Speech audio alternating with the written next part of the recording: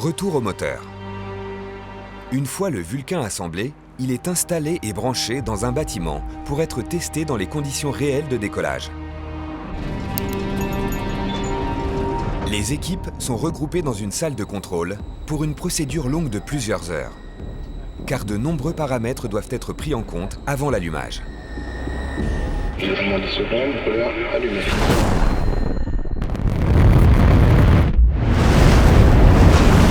Alors que le ciel des Mureaux se charge d'un nuage de vapeur d'eau, les réactions du moteur sont contrôlées et analysées en temps réel. Le moteur Vulcain va fonctionner à pleine puissance durant 6 minutes.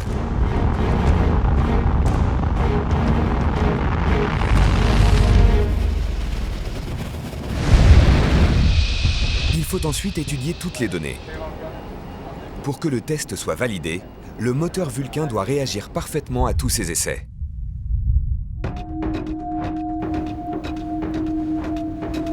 Après le moteur, c'est au tour du réservoir de passer au test. Compte tenu de la taille de cet élément, il a fallu aménager un espace spécial. La zone dans laquelle on est ici, c'est une zone particulière, c'est la seule dans laquelle le réservoir tient verticalement. Sous cette dalle de béton de 200 tonnes se trouve une fosse où le réservoir est mis sous pression. Le but, vérifier que les soudures sont parfaites, que l'ensemble est entièrement hermétique. L'opération se passe dans une fosse pour protéger les équipes en cas d'explosion.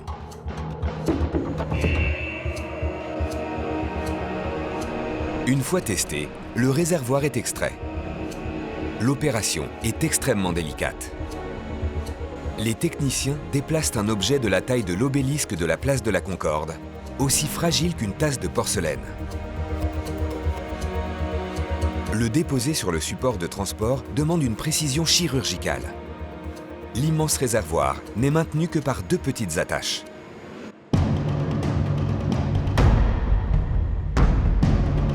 Une fois fixé, il est basculé à l'horizontale.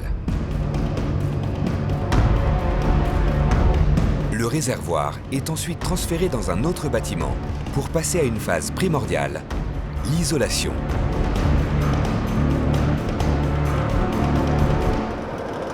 Les techniciens s'y attellent à la main. Comme le poids, l'isolation est un des éléments les plus importants du réservoir, car les carburants embarqués doivent être impérativement maintenus à une température extrêmement basse. On va chercher à minimiser la masse des protections thermiques que l'on met, donc l'épaisseur, et on arrive à maintenir à moins 253 degrés Celsius une quantité de 150 tonnes d'hydrogène liquide, tout en ayant 50-60 degrés de température à l'extérieur.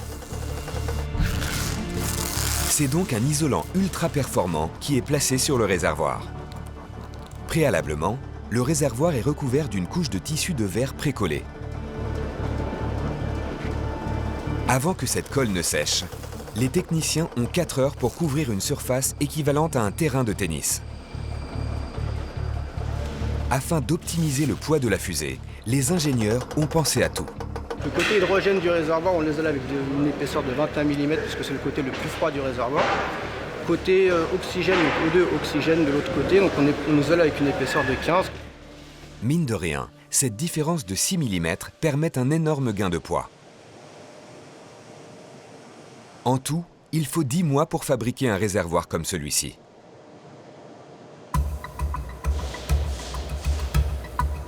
En plus du réservoir et du moteur, 2 autres éléments sont essentiels.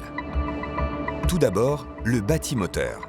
Il fait la jonction entre le moteur et le réservoir.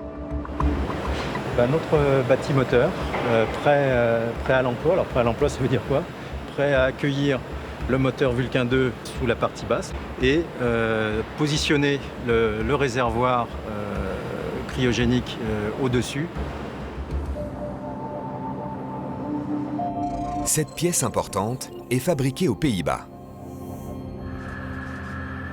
La forme conique du bâtimoteur est étudiée pour supporter l'énorme poussée du moteur Vulcain. Donc voilà notre bâtimoteur vu de dessus, alors les tripes à l'air. Sa conception est particulièrement difficile étant donné la finesse des éléments.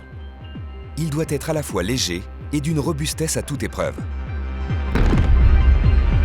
Le bâtimoteur est indispensable au pilotage de la fusée. C'est grâce à lui qu'Ariane va pouvoir s'envoler dans la bonne direction. En vol, le lanceur suit une trajectoire très précise. Il doit s'adapter à toutes les perturbations qui pourraient le faire dévier. Le bâtimoteur assure l'orientation du moteur. Il actionne le cardan, c'est la partie mécanique du pilotage. La zone gris-verte qui commence ici, c'est en fait le bas du bâtimoteur. Et notre moteur, avec son cardan, commence ici. C'est cette capacité à garder la fusée sur la bonne trajectoire qui fait du bâtimoteur une pièce mécanique unique au monde.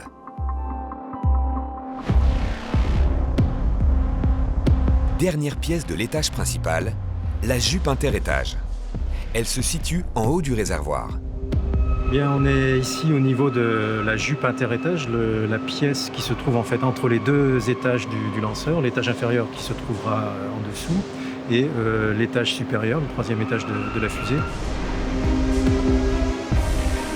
Fabriqué en Allemagne, cet élément est déterminant. Il fait la jonction entre les trois grandes parties de la fusée. Au décollage, la jupe supporte l'étage supérieur et tire, si l'on peut dire, le bas de la fusée. C'est également sur elle que sont fixés les boosters sur les côtés. Des boosters qui exercent chacun une poussée phénoménale. 2 fois 600 tonnes au niveau d'attaches qui sont toutes petites. C'est un triangle dont la base est de cette taille-là et qui prend 600 tonnes de poussée pour les transférer à la structure. Ce cylindre, en apparence très simple, est en réalité un trésor de complexité. C'est un challenge en tant que tel. Il faut pouvoir encaisser 600 tonnes tout en amortissant certaines fréquences de vibration. Sous la pression colossale des boosters qu'elle assume seule, la jupe doit pouvoir encaisser des déformations importantes. C'est comme l'histoire du chêne et du roseau. Il vaut mieux qu'il se déforme, qu'il arrive à ployer suffisamment pour encaisser les chargements, plutôt que d'être ultra rigide. Donc il y a une déformation, il y a une ovalisation de cette pièce-là, une ovalisation donc, que l'on maîtrise. Une fois cette jupe fixée sur le réservoir, le corps de la fusée est enfin prêt. Les équipes des Mureaux peuvent désormais préparer l'étage central de la fusée pour son transport vers la Guyane. On l'a vu, le corps d'Ariane est très fragile. On pressurise donc le réservoir pour le rigidifier et éviter qu'il ne s'effondre sous son propre poids. Suspendu à la verticale, l'ensemble est déposé sur un trépied. Ce trépied permet de le basculer très lentement à l'horizontale. Il peut désormais être installé dans un conteneur également pressurisé. Il est long de 40 mètres, la taille d'une piscine olympique.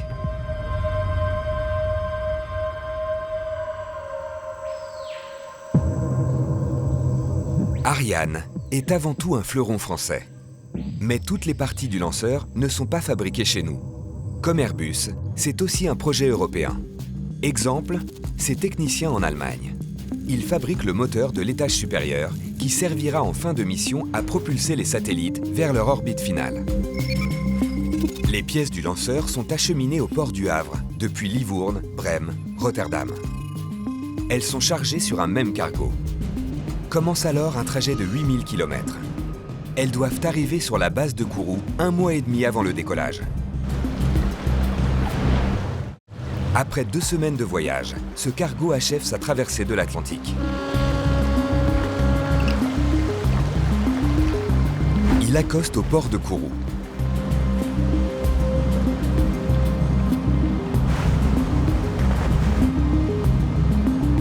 Ce véritable sarcophage pressurisé est sorti du navire sous haute surveillance. Le convoi exceptionnel quitte le port de Kourou et emprunte la mythique route de l'espace sur une quinzaine de kilomètres. La route est spécialement aménagée pour supporter le poids et l'envergure du transport. Direction, le centre spatial guyanais.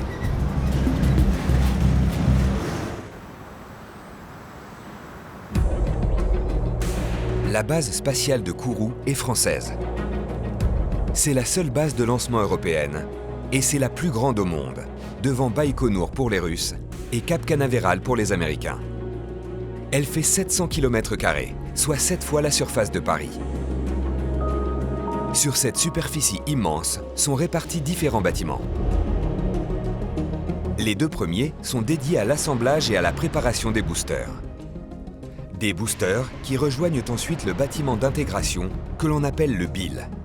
C'est là qu'ils sont fixés au reste du lanceur.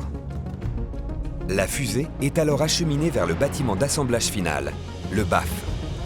C'est là que sont ajoutés les satellites et la coiffe. Dernière étape, le lanceur est transporté avec une extrême précaution vers la zone de lancement ZL3, à 2,6 km. Le décollage est suivi à partir du centre de contrôle. Par sécurité, celui-ci est situé à 12 km du pas de tir. Retour au convoi venant de France. Il arrive au cœur du centre spatial guyanais. Plus précisément, au BIL, le bâtiment d'intégration lanceur. C'est ici que les pièces du gigantesque puzzle vont commencer à être assemblées. Durant les 30 jours que dure la campagne d'intégration, 450 opérations sont effectuées. Le lanceur sera ensuite transféré dans un deuxième bâtiment pour être finalisé. Avoir ces deux bâtiments, ça nous permet d'être en opération d'intégration finale sur un lanceur prêt à partir, tout en étant en possibilité de préparer le lanceur suivant. Et ça nous permet de lancer 2 fois en 3 à 4 semaines d'intervalle.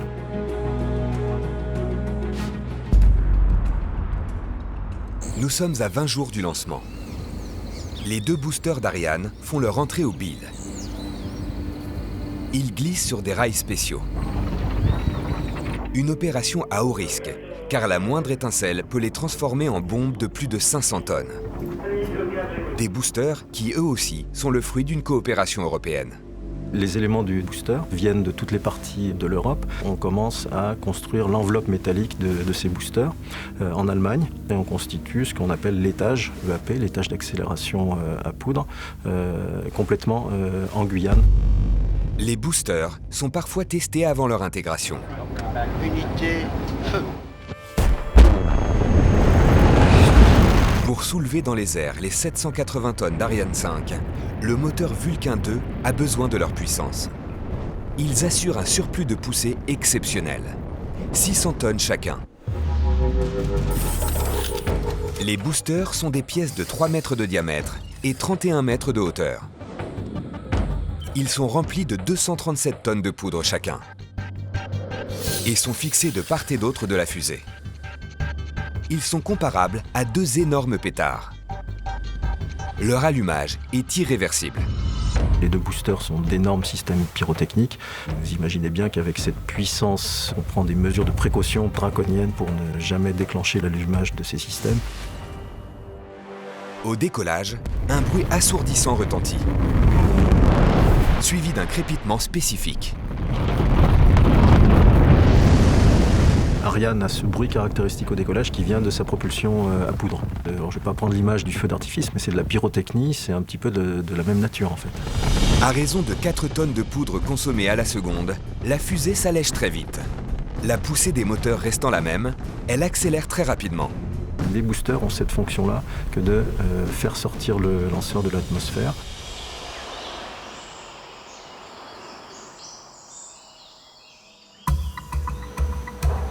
Autant que de moteurs et de réservoirs, Ariane 5 a besoin d'un cerveau.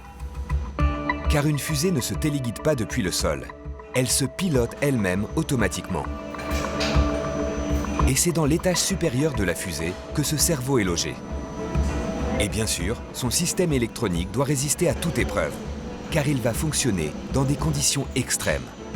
C'est une électronique qu'on met dans un environnement vibratoire et un environnement thermique extrêmement sévère. Cet étage pèse 5 tonnes. Il contient le moteur qui va propulser le satellite sur son orbite finale. Aujourd'hui, Hervé vient s'assurer que les opérations d'intégration d'Ariane 5 sont en ordre. Ça y est, là on entre dans l'antre, le bâtiment d'intégration lanceur, dans lequel on a d'ores et déjà assemblé les 2 boosters sur le côté du lanceur, le corps central et l'étage supérieur, alors qu'on a un peu de mal à voir d'ici, on est tout en bas, il est plus de 35 mètres au-dessus de nos têtes. et le tout sur l'énorme table qui transportera l'ensemble sur la zone de lancement. Malgré l'immensité du lanceur, les experts portent sans fin leur attention aux moindres détails. On ne peut pas s'empêcher de le regarder et de l'inspecter pour voir si jamais on ne découvre pas un défaut dessus. On ne peut pas s'autoriser la moindre particule qui entrerait dans la chambre de combustion d'un moteur. Il en va de la sécurité d'Ariane. Disposer d'une base comme Kourou est un défi technologique et financier. Mais pourquoi la France s'est-elle lancée dans une telle aventure? Et pourquoi aussi loin?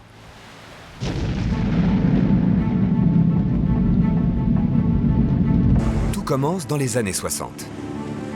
Nous sommes en pleine guerre froide et la course à l'espace s'intensifie.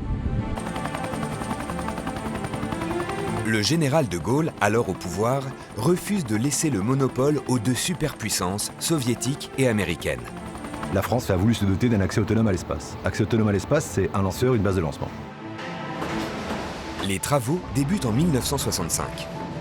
Un chantier titanesque, puisqu'en plus de la base spatiale, il faut construire un port, mais également un pont gigantesque à Kourou. L'ancienne route des Bagnards devient la route de l'espace.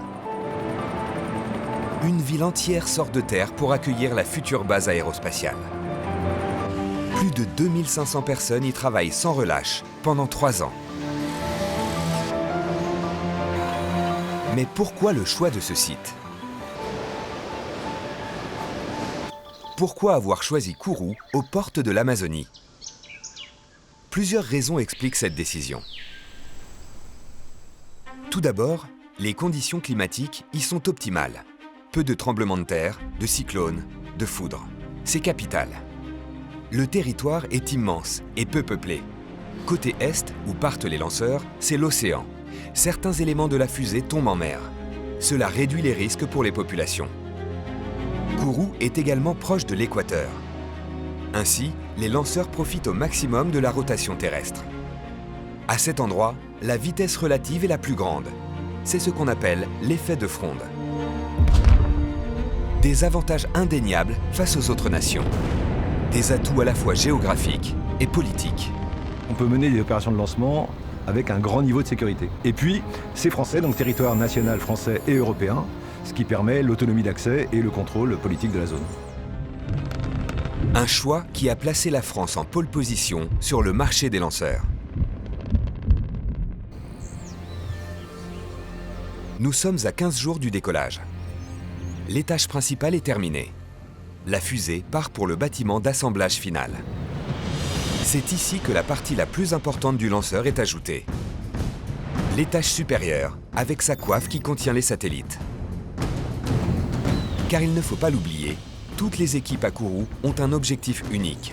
Assurer la mise sur orbite de satellites dans les meilleures conditions possibles. Les satellites sont aujourd'hui plus que jamais un enjeu stratégique, technologique et politique essentiel. Perchés à quelques centaines de kilomètres au-dessus de nos têtes, les satellites entendent tout, voient tout. Avec la conquête spatiale, la capacité à envoyer un satellite dans l'espace fait la différence entre une puissance et une superpuissance. Chaque satellite représente en moyenne 3 ans de travail.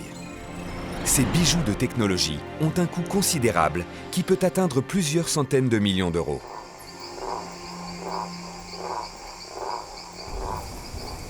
Aéroport de Cayenne.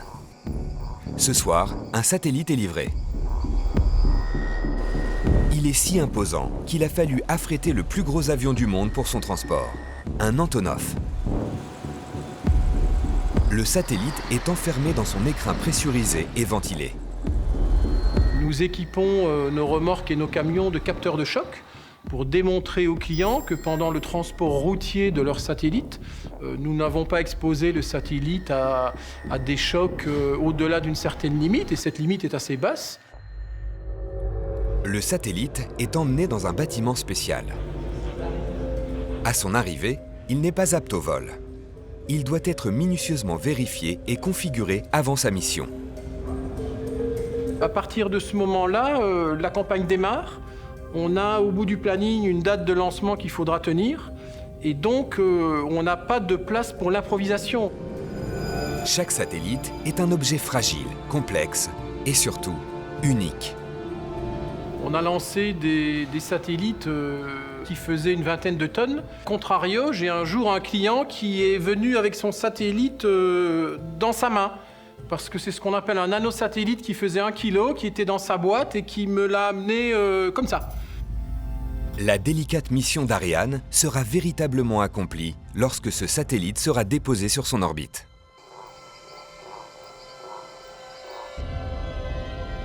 Dernière opération, le remplissage du satellite en carburant, que l'on appelle les ergols. Une opération à haut risque, demandant certaines précautions. Pourquoi s'habiller comme un cosmonaute? Donc ce ne sont pas des combinaisons qui nous permettraient d'aller marcher sur la Lune. Ce sont des combinaisons qui protègent les personnes en cas d'émanation de ces produits. Le satellite est enfin prêt. Il va rejoindre le BAF, le bâtiment d'assemblage final.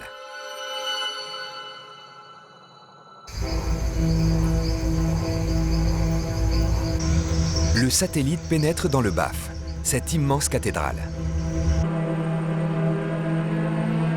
Il est minutieusement hissé au niveau de l'étage supérieur d'Ariane 5, à 33 mètres de hauteur. Il rejoint la fusée qui l'amènera bientôt vers son objectif final. À partir de ce moment-là, les opérations vont combiner le monde du satellite avec le monde du lanceur. C'est une phase assez importante qui peut nous prendre du temps et qui nous demande d'être vigilants dans tous les domaines. Les équipes de Kourou procèdent à la dernière opération d'assemblage, la pose de la coiffe. C'est l'ultime pièce du puzzle Ariane. La coiffe enferme et protège le satellite pendant les premières phases de vol. Ce satellite ne reverra le jour que dans le vide spatial, à la lumière des étoiles.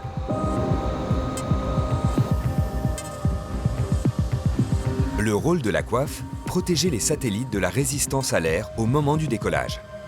C'est un matériau tout à fait particulier qui doit tenir l'environnement du décollage, où il y a quand même des vibrations et des sollicitations, tout en étant le plus solide et le plus léger possible. Quand le lanceur sera sorti de l'atmosphère terrestre, il n'y a plus de raison de protéger les satellites qui sont sous la coiffe.